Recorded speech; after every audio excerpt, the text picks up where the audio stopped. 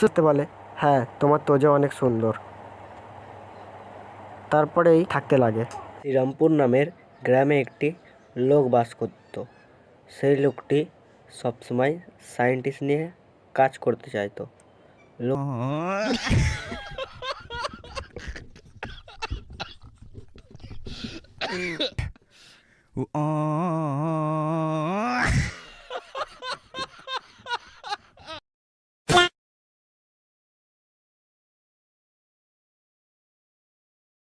রসুলপুর গ্রামে একটি রিনা নামের মেয়ে থাকতো। মেয়েটি খুব রান্না করতে পছন্দ করত। মেয়েটি সন্ধেবেলা পড়তে বসেছিল। তখন তার কুকুরকে জিজ্ঞেস করলো, আমি কালকে রান্না করব, কি রান্না করা যায়? তখনই সে ভাবতে লাগলো।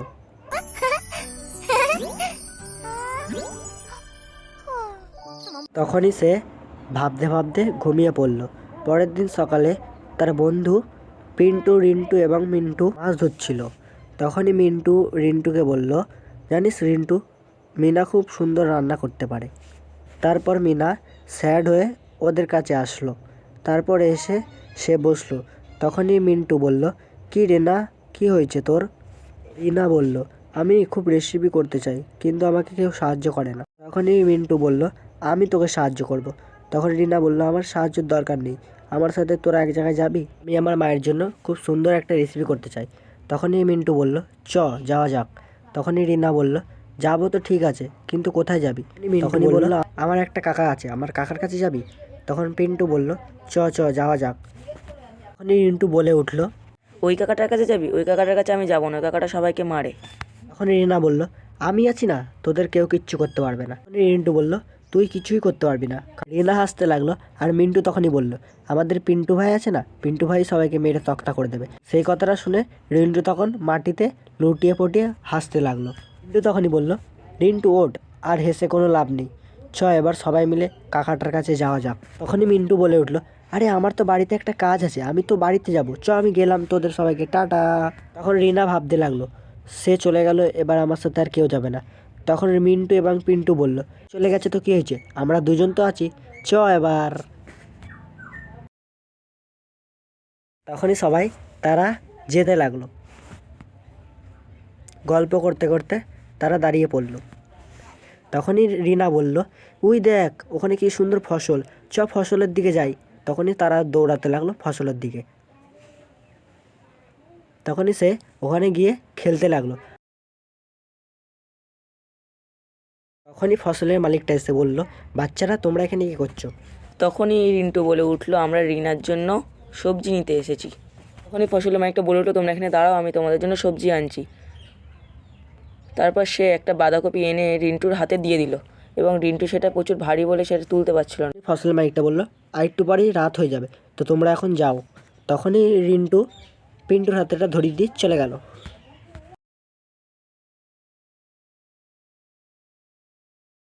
তারপর তারা একটি দোকানে চলে গেল। রিনা দোকানের মালিককে ডাকলো এবং সে দেখলো দোকানে মালিক নেই এবং তার মেয়ে আছে। সে স্যাড হয়ে গেল।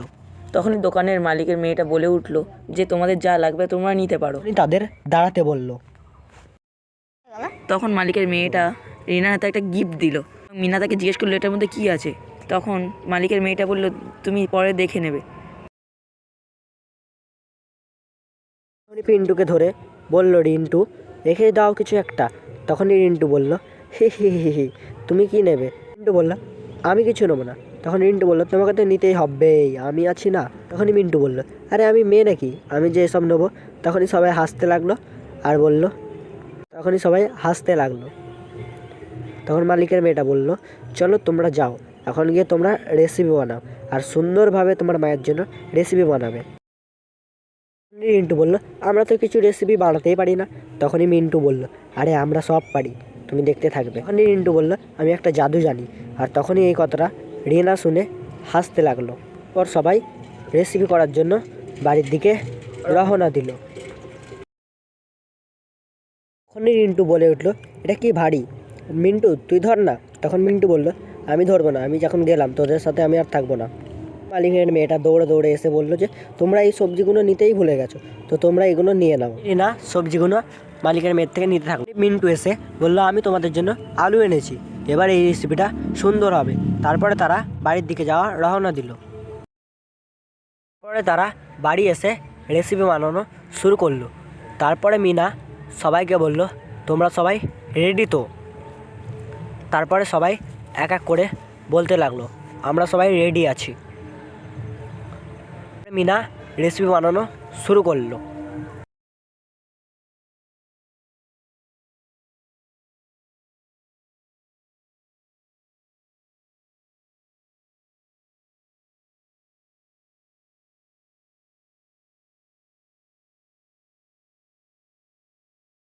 পরেই তার মা হঠাৎ এসে দেখে তারা রেসিপি করছে, তাই তার মা চুপচাপ চলে গেল। তার কিছুক্ষণ পরেই তারা দেখে তাদের রেসিপি কমপ্লিট। তারপরে তারা গন্ধ শুকতে লাগলো। তারপরে রিনার মাকে নিয়ে আসলো আর রেসিপি খেতে দিল। তারপরে রিনার মা বলল এসবের কি দরকার বাবা, তোমরা সবাই এত কষ্ট করে করেছো, তো আমি তো এটা খাবোই। তার মা বলে সবাই বসো, এবার আমরা রেসিপিটা টেস্ট করব। তারপরেই তার মা টেস্ট করতে লাগলো।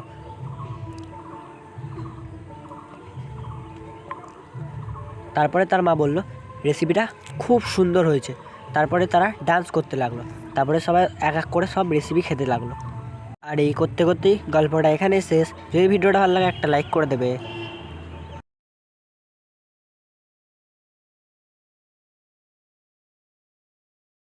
রাজু চঞ্চল ও মজার একটি ছেলে। সে সবসময় চাইতো তাকে না পড়তে হয় এবং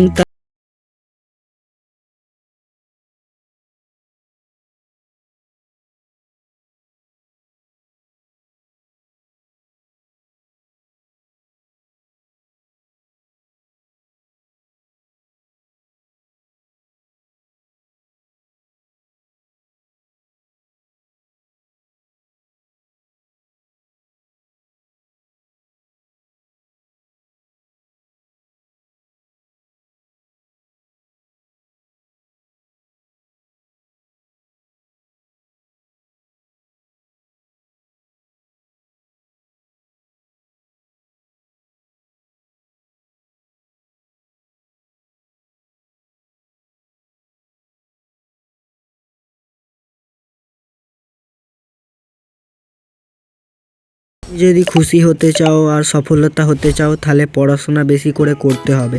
এক সময় রাজুকে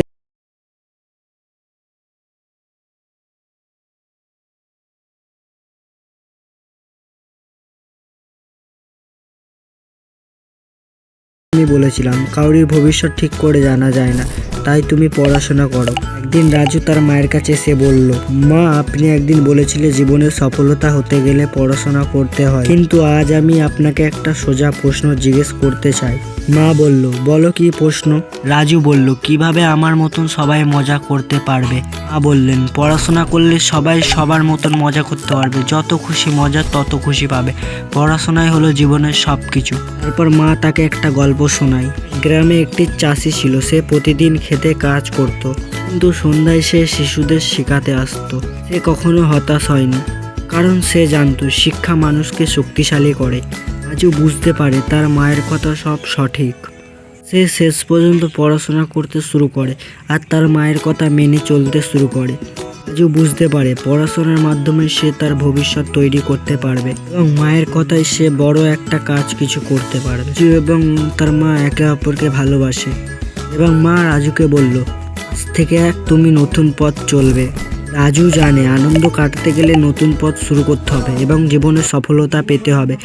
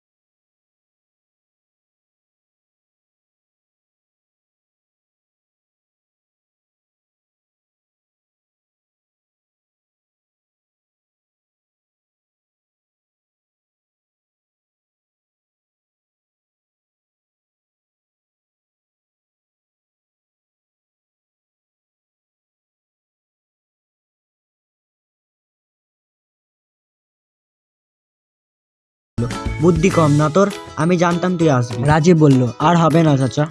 চাচা আলী বলল, বুদ্ধি কম না তোর, কিন্তু আমি জানতাম তুই আসবি, তাই লুকিয়ে রয়েছিলাম, আমি জানতাম তুই আবার ধরা পড়বি।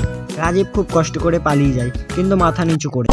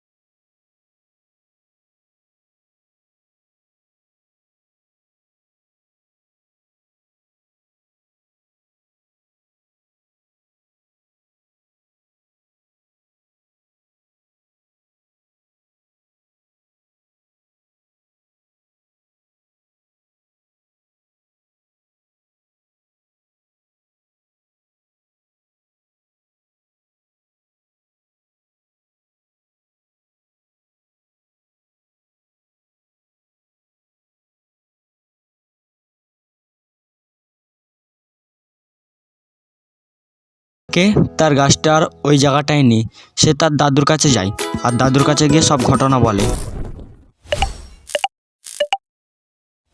তার দাদু ওকে বলে, তুমি ওই মেয়েটাকে খুঁজে একটা চকলেট দাও। সে তারপর মেয়েটাকে খুঁজে একটা চকলেট গিফট করে। তার কিছুদিন পরেই সে দেখে তার গাছটা আবার আগের মতন হয়ে গেছে। সে সেই খুশিতে ডান্স করতে থাকে। তো বন্ধুরা, আমরা এই ভিডিওটা থেকে কি শিখলাম? যে কাউকে কখনো কিছু জিনিস নিয়ে অহংকার করতে নেই। তো আজকের মতন ভিডিওটা এইটুখানি। শ্যামপুর নামের গ্রামে একটি বট গাছ আছে। সবাই বলে